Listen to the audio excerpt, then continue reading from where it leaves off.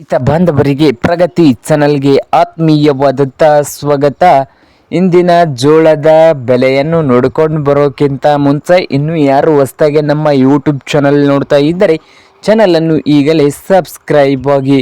ಇಂದು ಜೋಳದ ಬೆಲೆಯನ್ನು ನೋಡೋದಾದರೆ ಒಂದು ಕ್ವಿಂಟಲ್ಗೆ ರೇಟ್ ನೋಡೋದಾದರೆ ವಿಜಯಪುರದಲ್ಲಿ 3,000ದಿಂದ 3,400 ರೂಪಾಯಿ, 3,000ದಿಂದ 3,400 ರೂಪಾಯಿವರೆಗೆ ವಿಜಯಪುರದಲ್ಲಿ ಒಂದು ಕ್ವಿಂಟಲ್ ಜೋಳದ ಬೆಲೆಯನ್ನು ಹೊಂದಿದೆ.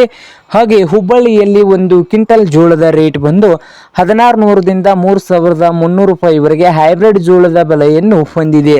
ಹಾಗೆ ರಾಯಚೂರದಲ್ಲಿ ನೋಡೋದಾದರೆ ಜವಾರಿ ಜೋಳದ ರೇಟ್ ಬಂದು 4,000ದಿಂದ 4,800 ರೂಪಾಯಿವರೆಗೆ ಒಂದು ಕ್ವಿಂಟಲ್ಗೆ ಜೋಳದ ಬೆಲೆಯನ್ನು ಹೊಂದಿದೆ. ಸಾಂಗ್ಲಿಯಲ್ಲಿ ಜವಾರಿ ಜೋಳ ಬಂದು 5,000ದಿಂದ 5,500 ರೂಪಾಯಿವರೆಗೆ ಒಂದು ಕ್ವಿಂಟಲ್ಗೆ ಹೈಬ್ರಿಡ್ ಜವಾರಿ ಬಿಳಿ ಜೋಳದ ಬೆಲೆಯನ್ನು ಹೊಂದಿದೆ ಸಾಂಗ್ಲಿಯಲ್ಲಿ. ಹಾಗೆ ದಾವಣಗೆರೆಯಲ್ಲಿ ಒಂದು ಕ್ವಿಂಟಲ್ಗೆ 2,000ದಿಂದ 2,800 ರೂಪಾಯಿವರೆಗೆ ಒಂದು ಕ್ವಿಂಟಲ್ ಹೈಬ್ರಿಡ್ ಜೋಳದ ಬೆಲೆಯನ್ನು ಹೊಂದಿದೆ.